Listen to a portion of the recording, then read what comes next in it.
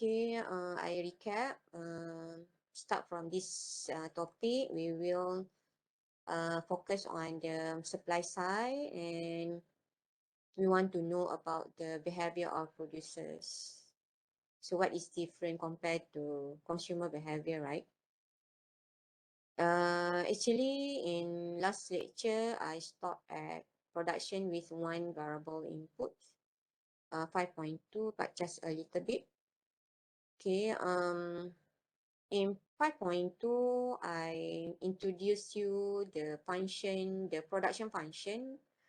The popular one is a Cobb-Douglas.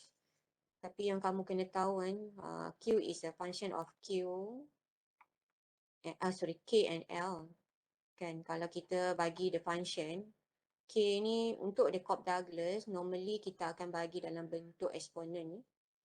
So, let's say 0.4, L 0.6. Kan, ini in decimal point, but sometimes in the fraction, dalam pecahan, tapi dalam bentuk kuasa eksponen. So, saya belum bagi lagi latihan, soalan latihan, dan kamu tak boleh nak tengok lagi lah kan. Tapi the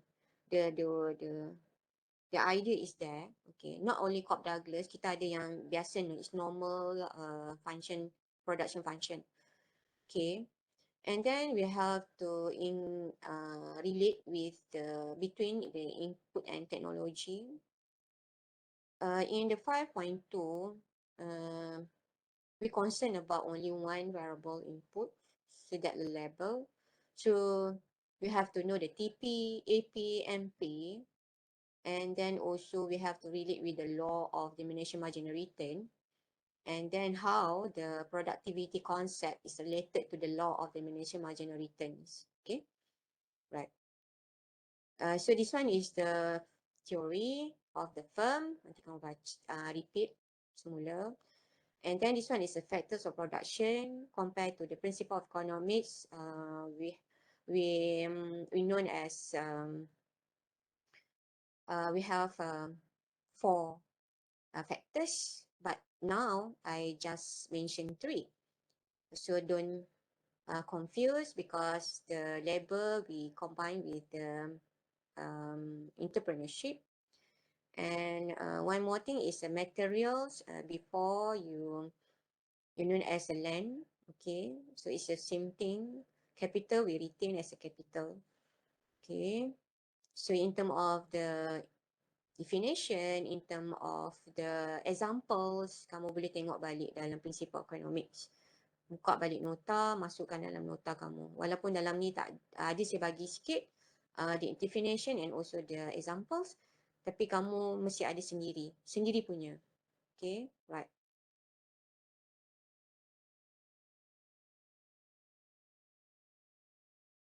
Okay, next.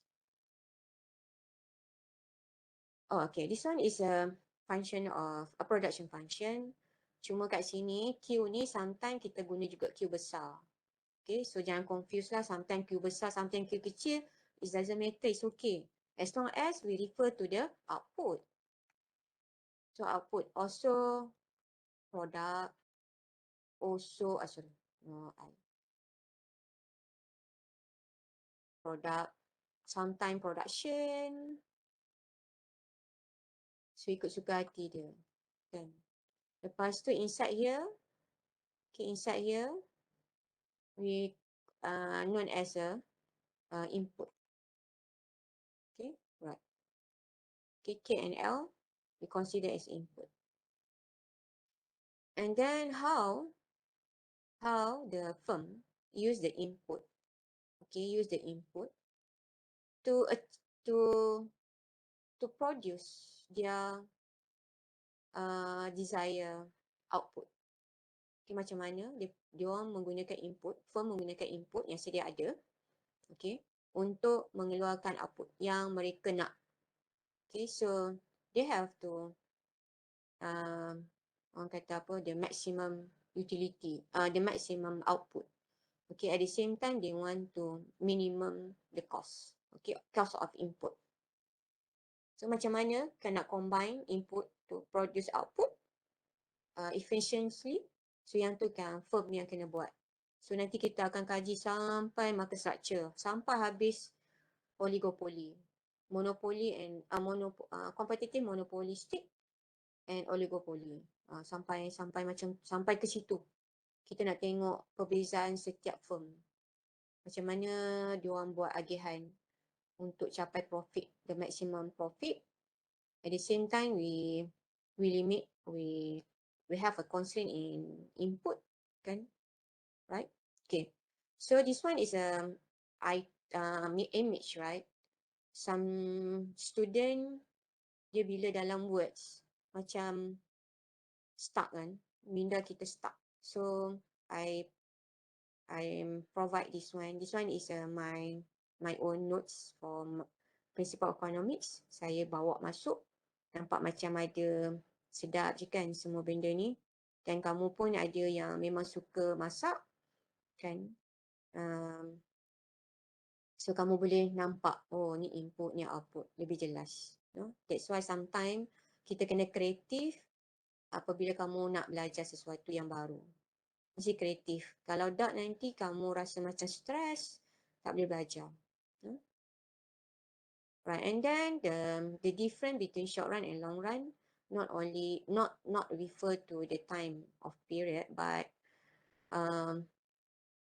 tapi kita concern about the number of fixed input. Concern about the number of fixed input.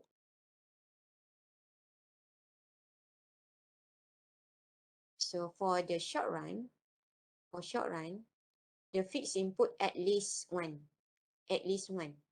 more or equal one, at least. But for the long run, zero fixed cost, means that all variable cost. Tadi dalam kumpulan A tadi saya tak guna simbol macam ni. Okay, so kena tahu long run and short run in production. Okay, we concern about the number of fixed costs. Short run, the minimum is 1. More can be. Okay, but not for the long run. Long run, 0 fixed costs. Means that all are variable costs. Okay, saya juga mau masuk nota principle economics. The difference between fixed input and variable inputs in terms of definition and also examples. Saya nak kamu create your own examples. Okay, yang kamu rasa kamu boleh ingat in case soalan tanya. Okay, ini semua saya fokus saja. I don't know the question. Okay, so saya juga ada in last lecture I also mention about the cost, fixed cost and variable cost. So what is different fixed cost, variable cost with the fixed input, variable input. Okay saja. Sebab cost nanti kamu akan masuk dalam topik 6. So nanti kita akan tengok, nanti dalam topik 6 kamu akan jumpa balik yang apa saya tanya soalan ni. Fixed cost and variable cost. Okay, right. Okay, I also discuss a little bit only about this table. Okay, so this one is a fixed cost. So it means that this one is a short run. Since we have one fixed cost, a fixed input. Okay, this one is a variable input. So this one you can see fixed, right? So for every single of the total output. Okay, so this one is Q. Okay, Q total output or total products TP, average product AP, marginal product MP. Okay. So saya tunjuk dulu formula sebelum nanti saya akan patah balik ke sini. Right, in terms of the definition, in terms of the formula itself, in words, kan? And then also the marginal, also definition in words. Alright, so AP compared to MP. So AP output over labor inputs. MP is changes in output over changes in labor input. Okay, so the simple one is Q over L. This one is changes the triangle Q over triangle L. So changes in Q over changes L. Okay, so saya nak cadangkan kat kamu untuk kalau sometimes kan student ada yang macam susah sangat nak hafal banyak-banyak sangat formula ni, susah nak hafal. Okay, saya cadangkan kat kamu untuk hafal satu je. Apa dia? Hafal average. Hafal ini je.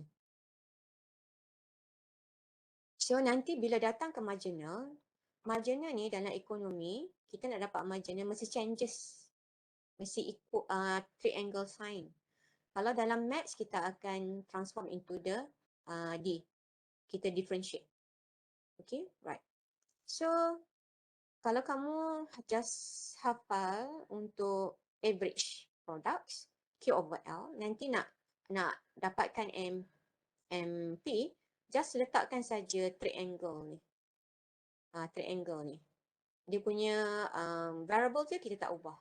Tetap Q over L, tapi kamu letak tambahan changes the symbol of triangle, kan? Yang tu sangat mudah. Tapi kamu kena faham lah, marginal tu is a additional, maksudnya tambahan. So that's why ada changes triangle tu. Okay? Dia kena faham. Kalau tak faham formula, kamu yang tu yang menyebabkan tak ingat formula. Lepas tu boleh tertukar. Average pergi ke marginal ke average. Sebab makna marginal tu sendiri kamu tak faham. Kan? Average dia per unit. Average per unit. Dia purata lah, average purata. Dia per unit. Marginal changes additional. Kena ingat. Right. Lepas tu kita gunakan formula yang ini untuk fahamkan tables. Dan juga kita boleh fahamkan dalam keluk. Okay, keluk ni I created for my principal economic class. Saya bawa ke sini. Memang lengkap lah, dalam ni semua ada.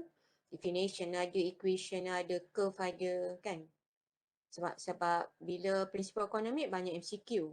Bila banyak MCQ, bukan banyak MCQ, semua soalan MCQ. So memang kamu kena masuk secepat yang mungkin dan seringkas yang mungkin, kan? Sebanyak yang mungkin untuk MCQ. Tapi yang structure dia macam relax sikit. Dia tak adalah nak sumbat, kan? Dia macam dia kena tahu konsep baru dia faham. Tapi kalau MCQ ni dia banyak-banyak kena sumbat. Lepas tu boleh jawab lah. Right. So very easy compare MCQ ni yang tu lah dia penat sikit. Semua nak kena tahu. Right. Even definition in words pun nak kena tahu. Sometimes bukan dia tanya soalan equation dalam bentuk macam simple macam ni. Dia tanya dalam in words. So jenuh jugalah. Nak susun ayat, nak terfaham ayat, kan. Tapi kalau faham yang ini, kan, ataupun TP ni, so barulah boleh terjemah. Sama juga yang ni pun terjemah dalam ayat. So the symbol is very important. The equation is very important in economics because from there you can create your own words. And then from there you can create the curve. Sangat.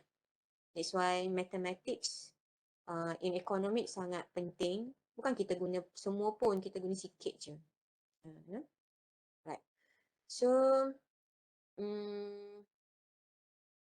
okay, this one is the answer. The answer, so this one is a AP. Sorry. I want to write A. Okay. So Q over L. Q kat sini, L kat sini. Okay. Lepas tu MP, letak je changes. Changes Q over changes L. Kan? Okay. The question is, ada tak tertanya soalan? Kenapa Miss dia over L? Kan kita ada K juga. Kenapa kita over L?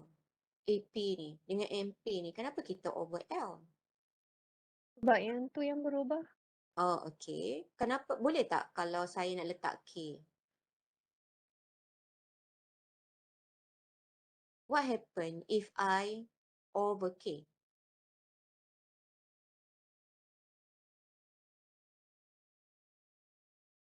Boleh?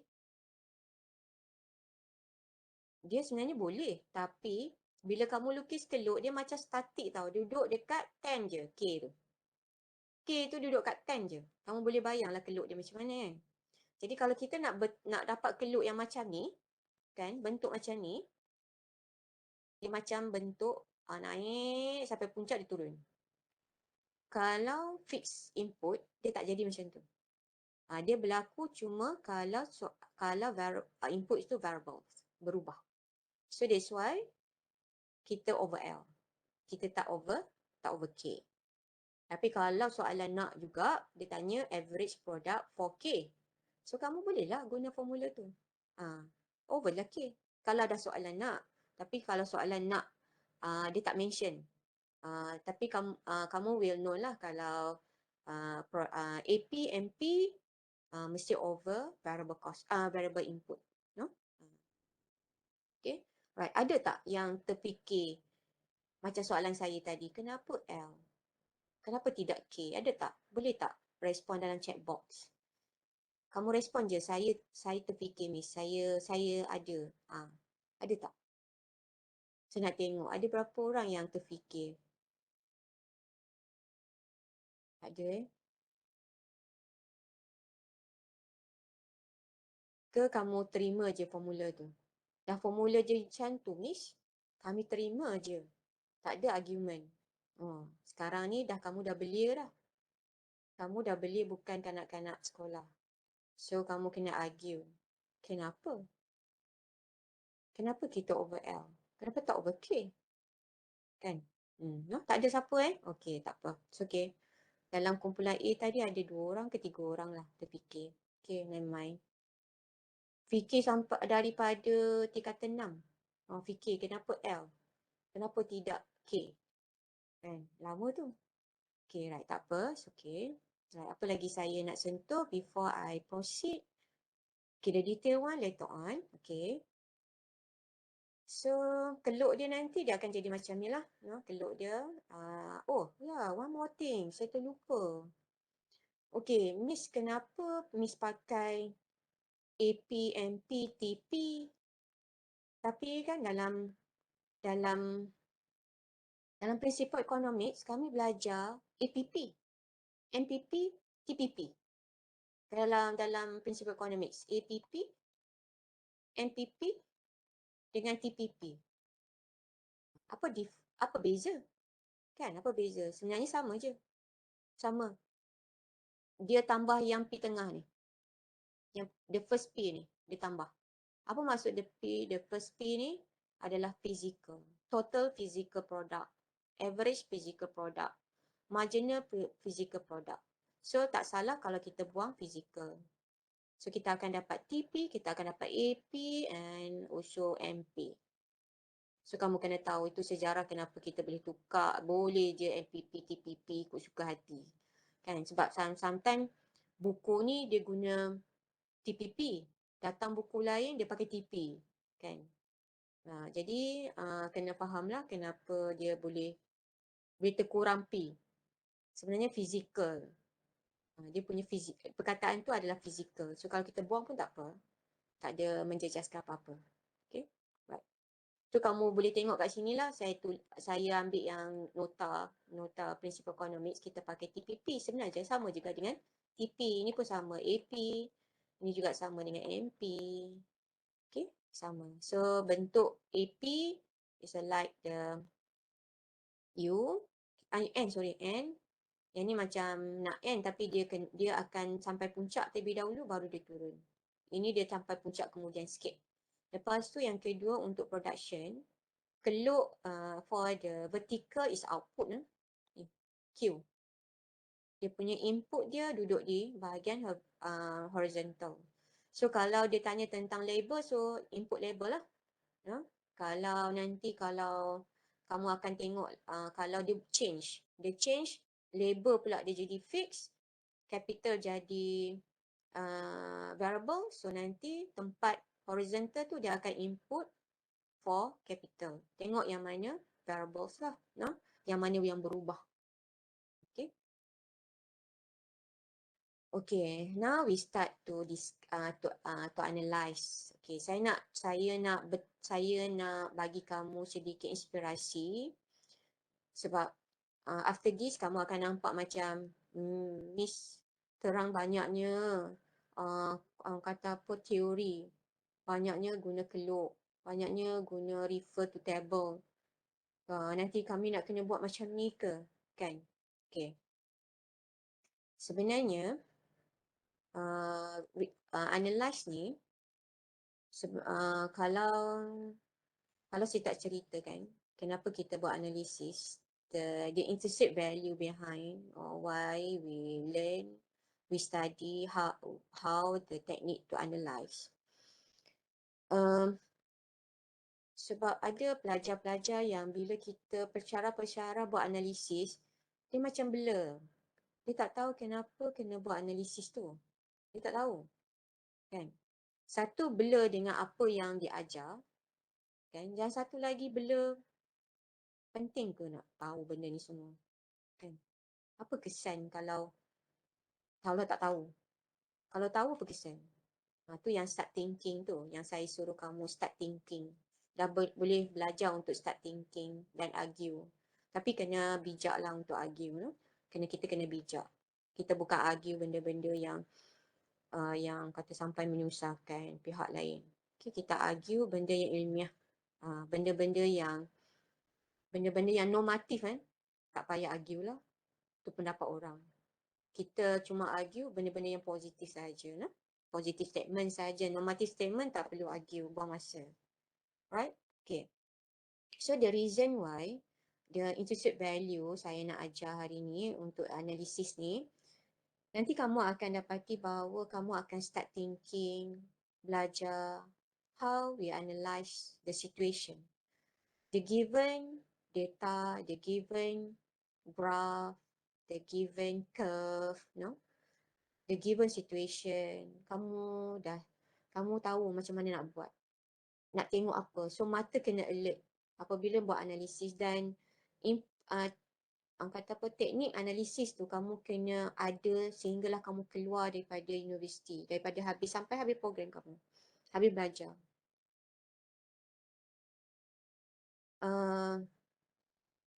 Dan saya nak kamu jadikan dia sebagai satu expector dalam diri kamu. Remember that sebelum ni saya ada bagi share, ada pelajar accounting kan yang dia dapat dia berjaya menempatkan diri dia dalam exam ACCA sampai the first student, the best student in the world for a few papers kan. Bukan saya nak suruh kamu jadi macam dia, ambil accounting, ambil exam ACCA. No, bukan. Saya nak kamu ambil inspirasi dia untuk berjaya dalam kategori kamu, dalam kelas kamu sendiri. Kelas tu bukan kelas yang kita belajar kelas mikro ni, bukan. Kelas tu maksudnya dalam umur kamu, dalam kata apa, your background, your gender, dalam kelas sendiri. Macam kita cerita tentang F1, kereta F1 kan. Diorang yang pelumba-pelumba F1. Kalau kamu dengar dia punya pengulas-pengulas, dia ada sebut tentang dapat menempatkan dalam kelas itu sendiri. So maksudnya itulah maksud saya. Maksudnya kamu kena ada expector yang kamu boleh kembang, develop and build it untuk berada dalam kelas kamu sendiri. Bukan kelas orang. Dalam ruang lingkup kamu. Dan bukannya saya suruh kamu sampai mengharumkan nama negara, universiti, tapi untuk diri kamu, untuk lebih yakin, tahu macam mana nak menempatkan diri antara orang-orang yang terbaik. So, expector tu mungkin satu, mungkin lebih. Mungkin sama dengan orang, mungkin berbeza. So, kamu kena cari daripada sekarang. Sebab kamu kebanyakan ni SEM 2. SEM 2, kalau yang tinggi pun SEM 4. Cari expector yang kamu boleh bawa sampai habis program, boleh bawa keluar. So, salah satunya adalah daya untuk menganalisis dengan baik. Dulu saya ada seorang pelajar, saya tak ingat paper apa. Dia memang excellent. Bila cerita tentang graf, dia boleh faham graf tu dengan cepat. Tapi dia lemah dekat calculation. Dia ada pro and cons lah, tapi okey. Bagi saya, itu X factor dia. So, kembangkan dan develop benda tu untuk lebih lagi untuk bawa keluar. Dan X factor ni dia kena bergerak selari dengan result. Result tu sebenarnya untuk pengetahuan kamu. Ada juga orang kata first class tak dapat kerja pun. Kan? Itu bukan persoalan dia. The important thing is kita selari dengan apa yang kita, kalau kita nak letakkan kita dalam the shortlisted in the interviews, right? Kamu kena ada satu level CGPA yang boleh melayakkan kamu shortlisted. Kalau kamu tak boleh masuk shortlisted, maksudnya kamu kena bergerak dalam perkara yang lain. Okay, right. Kalau kamu nak cari kerja, dia firm-firm yang dia orang kata dia concern about the CGPA. So yang itu yang pertama yang dia akan tengok. Dia sort by the CGPA, shortlisted, and then after that they will know they will know more about you, especially about your X factor. Lepas tu barulah akan diterima kerja, kan? Dan dalam universiti juga kamu kena seiring juga dengan ilmu. Kena faham ilmu tu bukan dapat grade saja. So dia kena seiring semua. Dan biasanya saya tengok, biasanya memang seiring lah. Jarang lah tak seiring. Jarang sangat lah jumpa yang seiring. Ada jugalah yang dikatakan first class ulat buku. Pergi buat kata apa, X factor tentang kepimpinan dia tak tahu, yang tu tak tahu. Tapi saya rasa sekarang ni dah komprehensif kan. Kata apa, kita punya pengajian program kita semua kena buat. So saya rasa semua soft skill semua kita dah cover. So cuma nak cari, nak develop X factor tu saja. Yang mana yang kamu baik, yang bagus. Yang itu yang saya fikir saya nak galakkan kamu cari X factor tu. That the good lah untuk bantu kamu. Dan bukanlah saya kata kamu kena kerja dengan orang. Bila kita ada X factor, kita ada CGPA, kita ada ilmu, bukan semestinya kita kena kerja dengan orang. Kita boleh kerja sendiri. So kena, kalau kata first class tak ada kerja, first class boleh cari kerja sendiri. So tak salah jadi orang first class. Dan tak salah juga jadi orang yang second class lower. Kan? Kalau dia boleh kerja sendiri dengan second class dia pun, okay, why not? Dan kita masing-masing ada rezeki. So tapi kita tahu kita nak yang terbaik. So do the best untuk yourself, right? Okay, now we go back here. So we want to know about the product level, production curve. Okay, this one is a TP. Nanti saya sebut TP saja, AP and MP lah. Mudah lah. Okay. So kalau dalam formula, kan, formula macam ni je. Oh, dia bagi macam ni. Okay, tahu dah formula. Tapi kalau dalam kamu nak faham peluk, macam mana AP ni dapat lah? Macam mana bentuk AP ni, dia dipengaruhi oleh apa? Dia adalah disebabkan oleh slope. Slope ni dia ambil, okay, dia drawn from the origin, daripada sini. Untuk AP, kamu kena ambil kat TP dia, start daripada sini, kamu kena buat garis lurus sampai titik yang kamu nak. So, until the corresponding point. Okay. So, kamu nampak tak kalau kamu boleh zoom saya punya note, graph ni, ataupun dalam kamu punya PowerPoint yang saya upload dalam online learning tu, kamu boleh tengok zoom. Yang ni saya merahkan dia, garis dia putus-putus actually. Kan, kalau kamu tengok. Daripada origin, kamu touch the B. So, kamu akan dapat kat sini. Kat sini. Untuk AP. Dia punya point kat situ. Lepas tu, kamu boleh juga nampak kat sini. Dia buat garis lurus start daripada origin. So, yang ni kamu akan dapat dekat sini. So kamu plot lah. Setiap satu tu kamu plot kan macam tu. Okay. Itu how to get the average the AP ya, the AP. So MP pula dia cuma garis je at the point, at a point. Slope of the total product at that point. Point yang tertentu. Kalau kita kata point A, okay, saya buang ni lah. Saya buang ni. Kita nak dapatkan MP ya, dia punya slope dia. Kalau MP, dia tak perlu daripada origin, dia daripada macam ni je. Dia touch satu titik ni je. Dia buat macam satu garisan. Not from the origin. Average is start from the origin. Okay. Itu cara macam mana kita nak dapatkan satu-satu curve lah.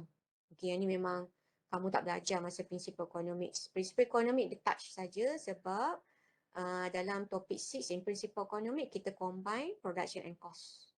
So kamu sikit je tentang production, lepas tu masuk cost. Ingat tak? Remember?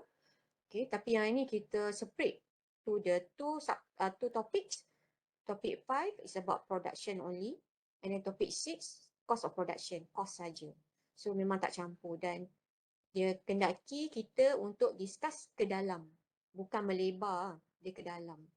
So you have to know how to get the AP curve and also the MP curve. Okay, right. Tu that teknik lah.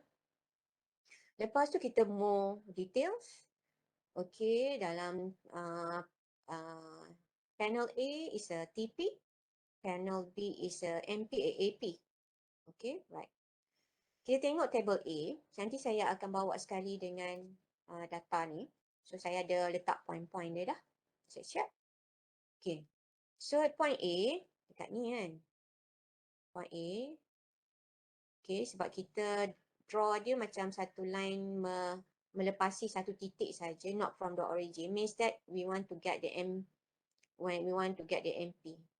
Okay. So, MP pada titik A ni adalah bersamaan dengan 20. The slope is equal to 20 kat sini. Sini lah. Okay, kat situ. Kat sini. Slope dia adalah bersamaan dengan 20. So, how to get? So, based on the given graph here is this one is berapa? Untuk 2. Untuk 2 is 30. Okay, 30. Okay, satu ni adalah 10. Okay, 10 output. So, kalau kita nak dapatkan dia punya MP, you know that MP is a changes in Q over changes in L, right? This one is level. Okay, so changes in here is equal to 1. Changes in L equal to 1. This one changes in Q equal to 20. Right, so 20 over 1, so you will get 20. So same, right? Same, is here is 20. So sama juga dalam ni. So you can see here. Okay, so kat sini changes in Q and then changes in L. Okay, this one equal to 1 is equal to 20. Right, so you can get the MP here is equal to changes Q over changes L equal to 20 over 1, so 20. Okay. Lepas tu kita bawa pula cerita untuk point B and point C sama je. Point B and point C we talk about the AP. So the analysis is same for both point B and C. Okay, saya padam dulu. Okay, so point B and point C we want to know about how to get the value of AP. Kan, AP.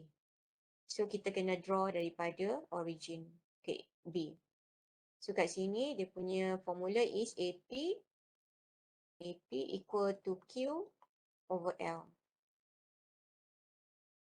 Okay, start from here. So 60 over 3. So you get 20. Kan? Dia bukan changes. Dia tolak je 60.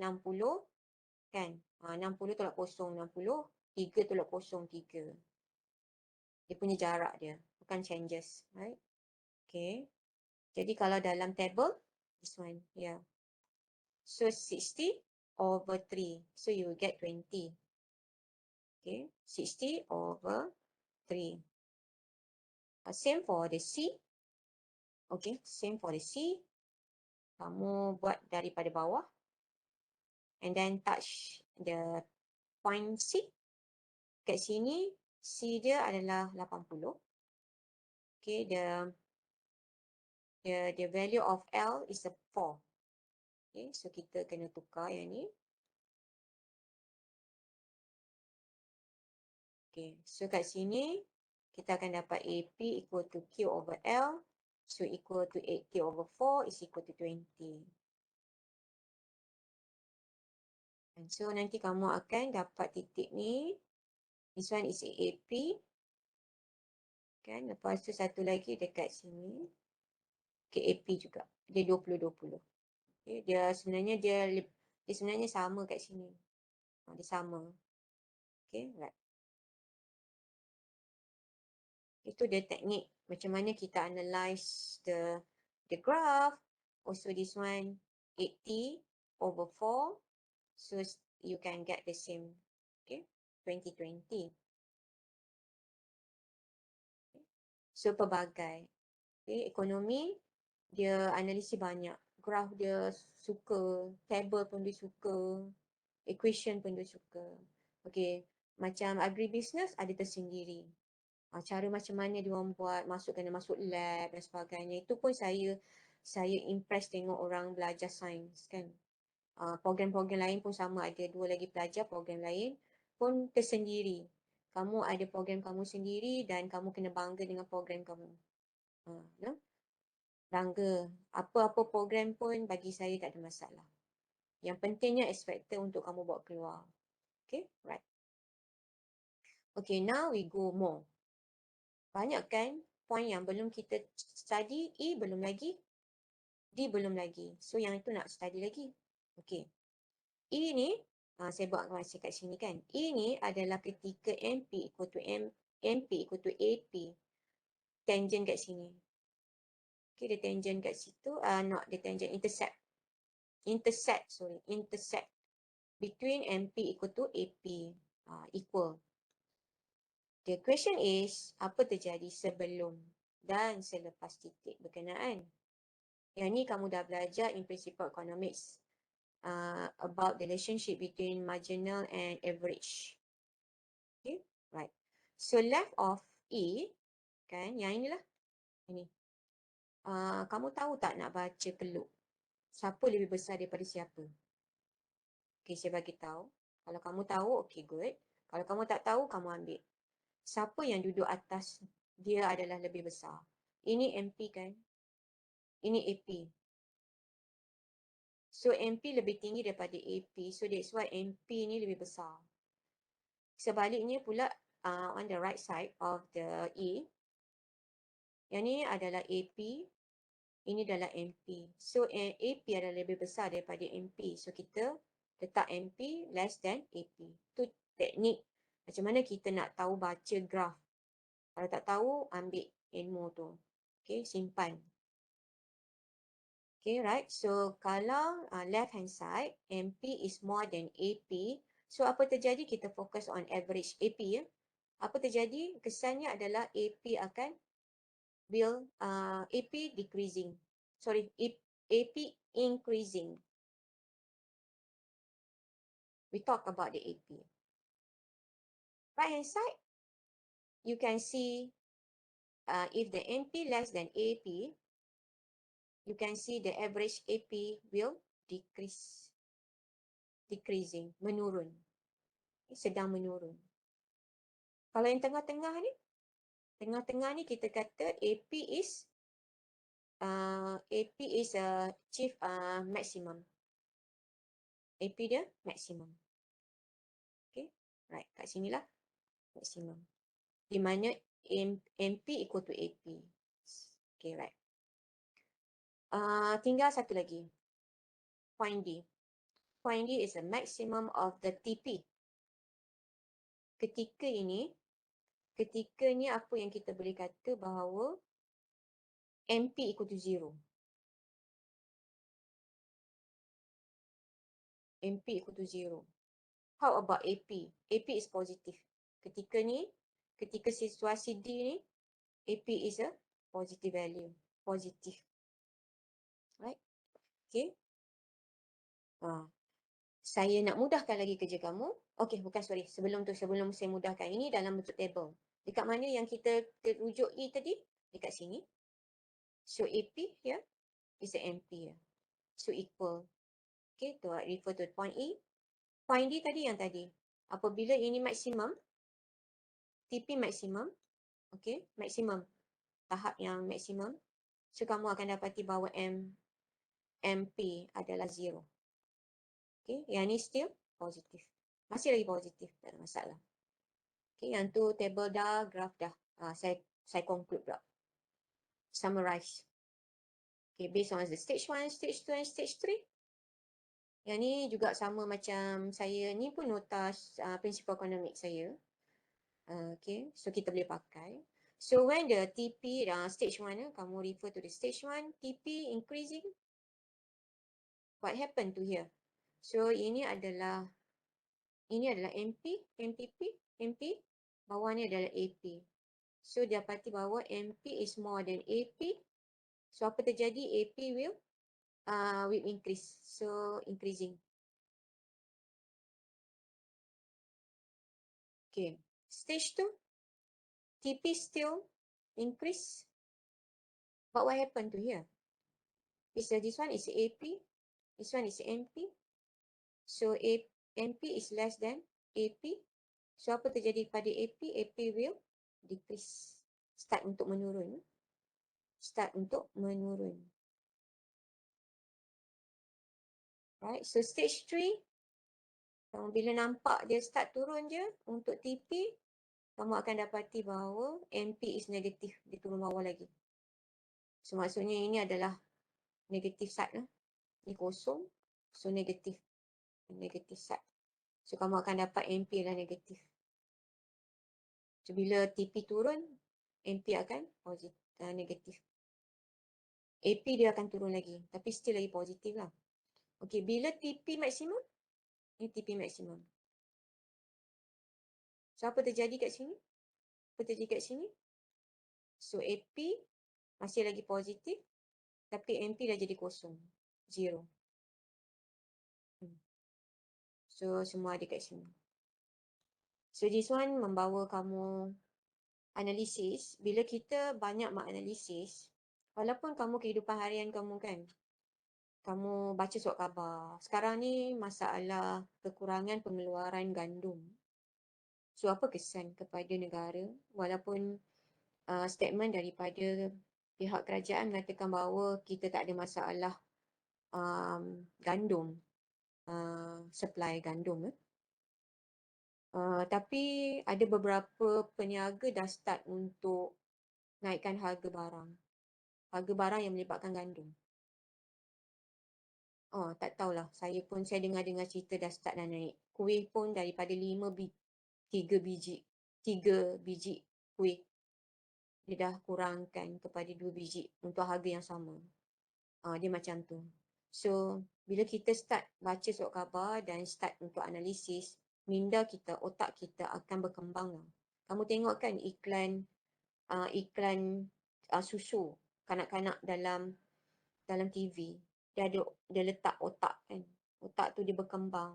Urat-urat otak kita berkembang. So bila kita banyak guna otak, analisis benda yang baik ni, bukan analisis benda buruk. Urat-urat kita akan bertumbuh dan banyak lagi maklumat-maklumat kita boleh isi. Dan kemampuan otak kita melebihi memang ada figures dia. Memang kita kena pakai otak kita. Kalau tak, otak kita jadi jumut. No? Right. So, inilah yang akan membantu kamu, jadikan kamu lebih expector. Tengok bukan sebagai stress tau. Stress, tapi you learn something. Tengok mata dan analyze. What happened? Tapi macam saya kata tadi, bila MP more than AP, let's say kan, siapa bergerak? Kenapa AP bergerak? Kenapa kita tak concern about MP? Kita cerita tentang AP. So kat situ dah kita kena apa? Kena curious lah, kena tanya, inquiry, start inquiry. Kenapa? Kan dia is related to the rules of marginal average. So kita kena concern about the average, not the marginal. Right. So yang ni pun sama, yang ni summary juga, tapi in words lah. Tadi dalam bentuk yang macam grafik macam ni kan, saya rasa lagi senang nak faham. Instead of the words, many words here, terpaksa color-color, barulah boleh nampak, zoom terus. Tapi yang saya nak kamu tengok kat sini adalah penggunaan ayat di sini. Kita back to the slope. Back to the slope. So remember that before we talk about the slope to get the MP and AP. So bila terjadi macam ni situasinya, so what happen to the slope for both? Satu akan jadi higher, satu akan jadi lower. Siapa atas, siapa bawah. So kita kena back to the curve. Yang tu pun tadi kita dah cerita, tapi ini in words. Okay, in words. Alright, so the law of diminishing marginal returns. 2 minutes more. Alright. Yang ni kamu dah belajar. Okay, dah belajar. Dia punya idea is you increase more level. Okay. So you increase more inputs. Output juga meningkat kan. Makin banyak kamu ni tambah. Tapi kamu tengok marginnya ni, dia akan satu ketika dia akan turun. Okay, dia akan turun. So yang data ni dia akan set dekat sini. Set dekat bilangan label yang kelima. Okay, dia start turun. Yang ni kenapa kita tak start daripada sini tau. Kenapa kita tak start daripada 20? Sebab dia dah start turun. Tak, yang ni dia apa tu, dia macam level tu dia macam silang tau. Macam bersilang. Bersilang dua-dua MP equal to AP kan. So kita start daripada yang start nak turun tu, kita dah baru start kat situ lah. No? Okay, right. So ini is happen in the short run because the capital is a constant, fixed. This one is short run. Later on, kita akan discuss in the long run. Is it in the long run, we still have the same problem, diminishing marginal return? Okay. Right. The law of diminishing marginal return applies when there are too many workers. Banyak sangat workers ni kita ambil. Lepas tu some of the workers become ineffective. So what happen to MP of the level falls? Dia akan turun sebab because of the ineffective or for the some workers. So tadi kumpulan A tadi saya tak ada perkataan, saya tak ada statement ni. Okay. Right. So bila some of the workers become ineffective, so how we want to solve the problem, fix the problem? Kan takkan kita nak, kita data production in one time memang akan berlakunya diminishing marginal return. Okay, kita tak buat apa. Kita tahu some of the workers memang tak ada efektif dah. So takkan kita nak berhenti kat situ as a producers. So what should we do is kita kena buat improvement in technology. It's related to the labor productivity. So kan tadi ada some of the labor ineffective, right? So sekarang ni kita kena bagi productivity, naikkan productivity level. In term of kita improve in technology. Okay, penggunaan mesin yang labor kena tahu.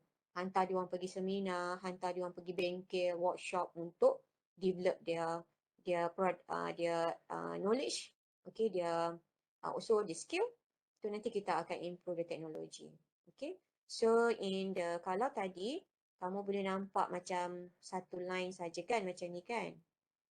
Bila berlakunya diminishing marginal return tadi dekat 5 ni, kan dekat sini, apabila berlaku MP dah start turun, kan MP dah start turun,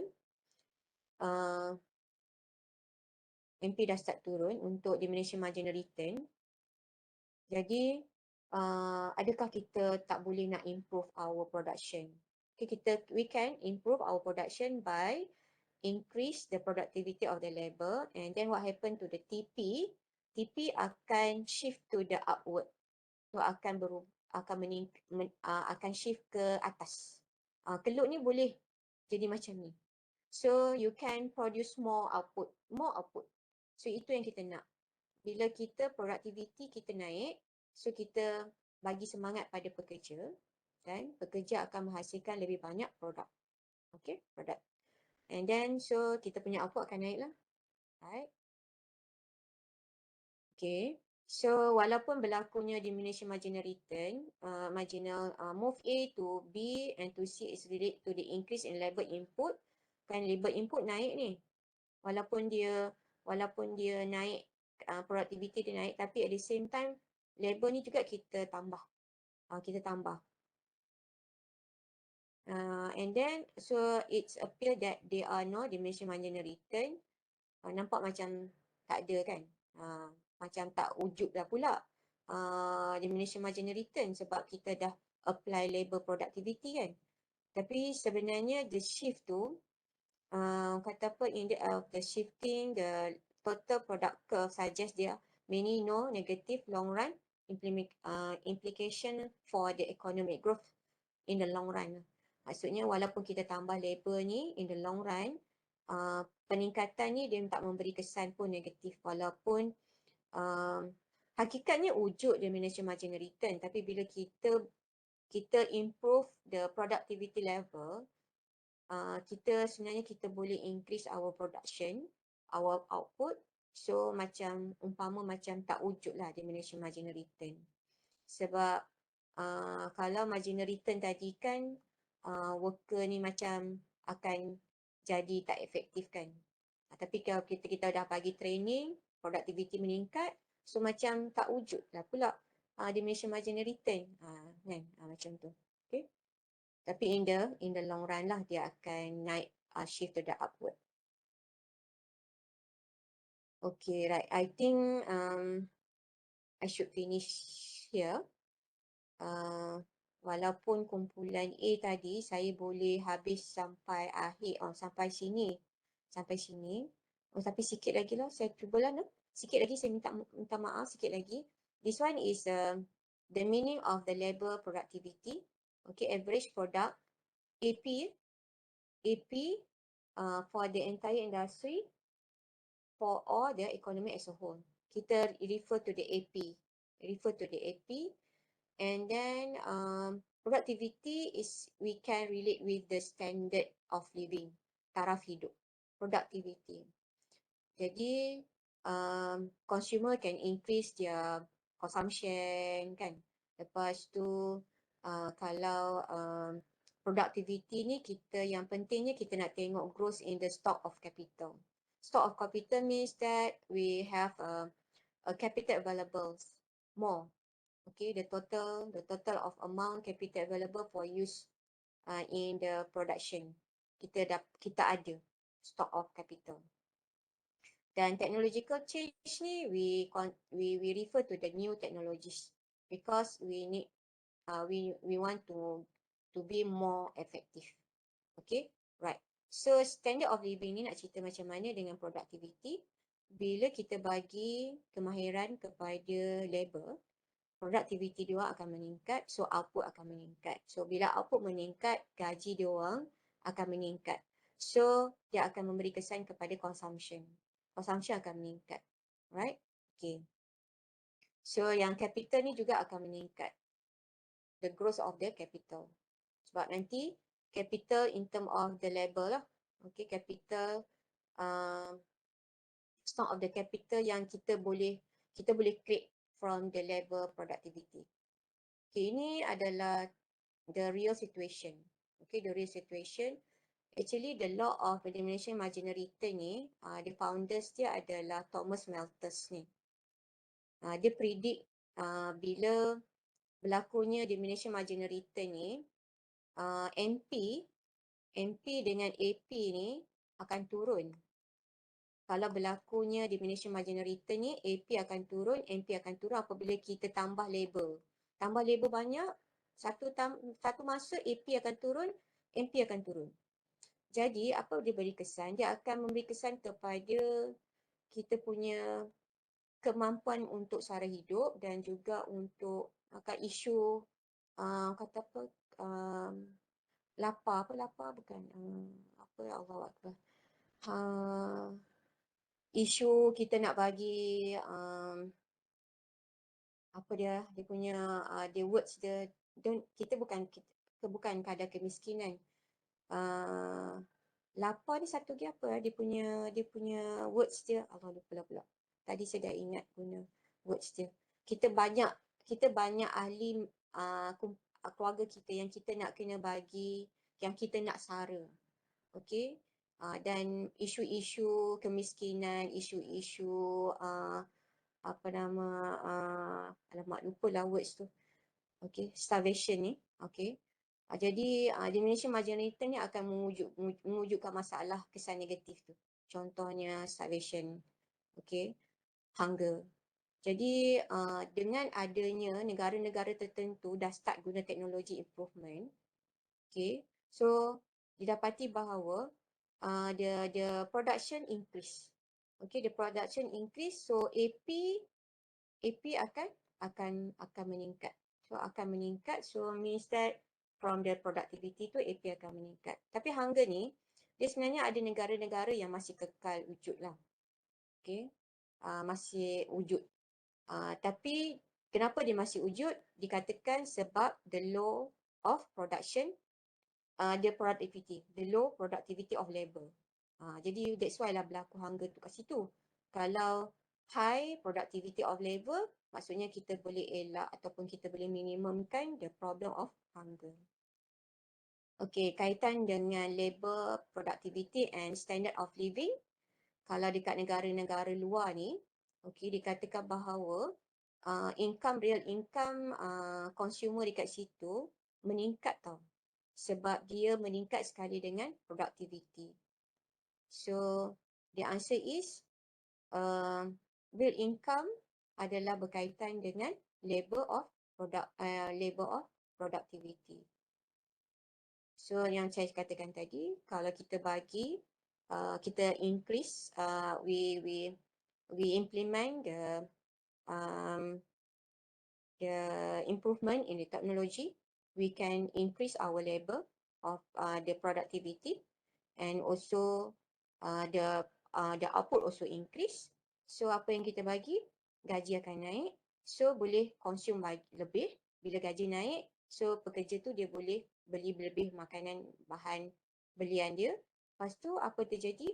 So dia akan dia kesan kepada real income, lepas tu dia boleh beli barang lebih banyak. So it's related to the real income is related to the labor productivity. No? Itu dia case yang berlaku tahun-tahun ni lah. Tahun lama dah. Okay, right. So that's all. Yang ni nanti kita belajar untuk second part lah. Tak apa. Yang ni sebenarnya nota tadi tu untuk kumpulan B. Untuk kumpulan A, sorry. Saya tak padam. Nanti later on. So thank you so much. Sorry saya ambil masa kamu 10 minit. Subhanallah. Thank you so much. Assalamualaikum and good afternoon. Thank you, Madam. Thank you.